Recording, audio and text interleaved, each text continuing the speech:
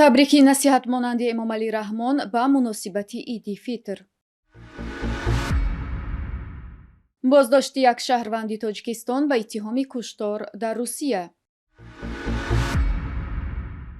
мақомоти Рашт хостанд, ки фитри рӯзаро ба онҳо диҳанд.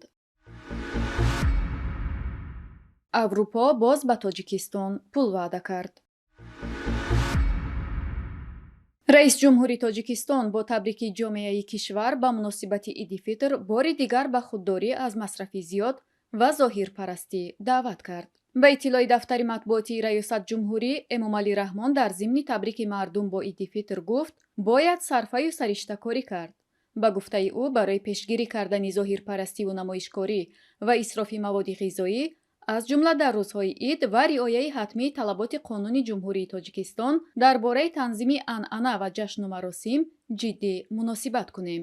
оқои Раҳмон дар ин зимн гармшавии иқлим ва оқибатҳои ногувори он, хушксолию камовии солҳои охир, паҳншавии бемориҳои сироятӣ ва маҳдудияти вобаста ба онро далели ба мушкилоти ҷиддии таъмини маводи ғизоӣ рӯбарӯ шудани мардуми сайёра унвон кард. ин бори аввал нест, ки раис ҷумҳури Тоҷикистон аз рӯбарӯ шудани ҷомеаи ҷаҳонӣ ба мушкилоти ғизоӣ ҳушдор медиҳад. ин ҳам дар ҳолест бедоди мардумашро дар иртибот ба адами ҷои кору маоши муносиб дар ҳоли боло рафтани қимати коло нахоҳад дид. ба назари коршиносон, раис ҷумҳури Тоҷикистон дар зимни табрики хеш ҳамеша ба насиҳат мепардозад, ки афкори ӯ ҳамеша ба мисли назари коршиносони мустақил расонаӣ мешаванд. дар ин зимн аз масъулияти иҷтимоии ҳукумати Тоҷикистон ба ҳеҷ унвоне ёд намешавад. ҳамасола наздик ба иду ҷашнҳо нарху наво дар бозорҳои кишвар боло меравад, ки ниҳодҳои ҳукуматӣ бо ташкили ярмаркаҳо барои поин овардани нарх дар бозор иктифо мекунанд. ҳолон ки коршиносон мегӯянд, чунин иқдом таъсири чандоне дар танзими нархи бозор надорад.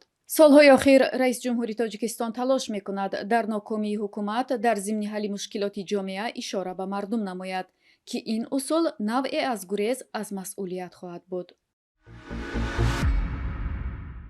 як шаҳрванди Тоҷикистон ба иттиҳоми даст доштан дар куштори ҷавондухтаре дар Русия боздошт шудааст. мақомоти пулиси Москав то ҳол номи ӯро расонаӣ накарданд.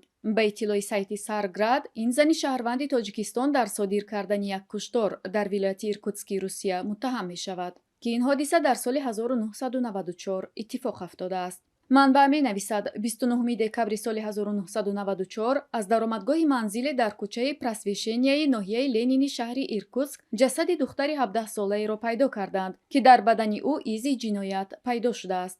дар зимн ба сурати фаврӣ яке аз дастандаркорон, ки пас аз бо ҳам нӯшидани шароб ва дар пайи як муноқиша он духтари ҳамроҳи худро куштанд, боздошт шудааст.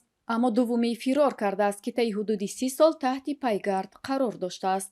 дар ин муддат ба иттилои манбаъ таҳқиқи парванда қатъ шуда буд, аммо бо боздошти ин шаҳрванди Тоҷикистон баррасии парванда аз сар гирифта шудааст.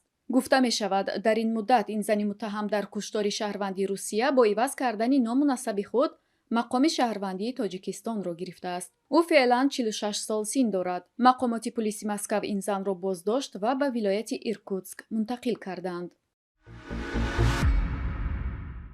мақомот аз сокинони ноҳияи Рашт хостанд, ки фитри рӯзаро ба раисони маҳалла ва ҷамоатҳои маҳаллӣ зисти худ супоранд. ин дархости мақомоти ноҳияро имомхатибон ҳузури мардум эълон карданд. раҳматулло Назриев, раиси деҳаи яшми ҷамоати Боқӣ Раҳимзодаи ноҳияи Рашт, ба Радиои Озодӣ гуфтааст, вазифадор шуданд, ки аз ҳар узви хонавода 7 сомонӣ ҷамъ карда ба масъулини ҷамоатҳо супоранд. фитри рӯза дар моҳи Рамазон маъмулан ба нафароне дода мешавад, ки афроди нодор маҳсуб мешаванд. имсол фитри рӯза барои як нафар 7 сомонӣ муқаррар шудааст. як намояндаи ҳукумат ба Радиои Озодӣ гуфтааст, ки онҳо маблағи ҷамъшударо ба оилаҳои фақиру дастнигар мерасонанд, вале мардум ба дурустии ин ваъда бовар надоранд. ба иттилои манбаъ, 4 сол пеш айни кор дар вилоятҳои Суғду Хатлон ва шаҳри Душанбе низ таҷриба шудааст. кумитаи дини Тоҷикистон соли 2018 гуфта буд, ки аз ҳисоби фитри рӯза дар кишвар 42 миллион сомонӣ ҷамъ оварда ба ниёзмандон расонда шуд. зимнан бояд гуфт, дар тобистони соли 2021 вазорати умури дохилии Тоҷикистон монеи додани кӯмакҳои ҷамъовардаи фаъолони маданӣ бо сарварии рӯзноманигори мустақил Раҷаби Мирзо ба мардуми зарардидаи Исфара шуда буд. вазорат таи як баёнияе аз мардум хост кӯмак ва ёриҳои худ ба осебдидаҳои даргириҳо дар марзҳои Тоҷикистон ва Қирғизистонро на ба ихтиёри қалобон, балки ба сурат ҳисобе ки онҳо боз карданд, мунтақил кунанд. пас аз ин Раҷаби Мирзо аз идомаи ҷамъоварии ин кӯмак даст кашид.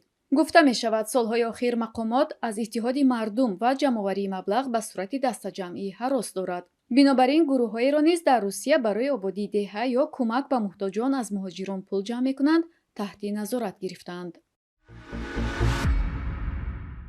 иттиҳодияи Аврупо барои кӯмак ба Тоҷикистон 91 миллион евро ихтисос хоҳад дод. ба иттилои хабаргузории Авасто, мудири бахши Ховари Миёна ва Осиёи Марказии мудирияти кулли Комиссиони Аврупо дар дидор бо рӯзнаманигорон гуфтааст, барои роҳандозии барномаҳои ҳамкории Иттиҳоди Аврупо ва Тоҷикистон ин маблағ ҷудо шудааст. ба гуфтаи ин мақоми аврупоӣ, ин маблағ барои соҳоте назири иқтисоди сабзи ҳамашумул ва рақамӣ, тавсеяи инсонӣ ва мудирияти захоири табиӣ, беҳбуди короӣ ва пойдорӣ ихтисос ёфтааст. Сара Риналди гуфтааст, коҳиши мизони фақр, беҳбуди короӣ ва пойдорӣ аз масоили аслӣ дар минтақаи Осиёи Марказӣ, бахусус Тоҷикистонанд. таи як ҳафтаи охир бори савум аст ки хабарҳои ихтисоси пул аз ҷониби Иттиҳоди Аврупо ба Тоҷикистон расонаӣ мешаванд. аммо соҳибназарон мегӯянд, дар Тоҷикистон на ҳама маблағҳои ихтисосёфта аз тарафи кишварҳои аврупоӣ мувофиқи мақсад истифода мешаванд.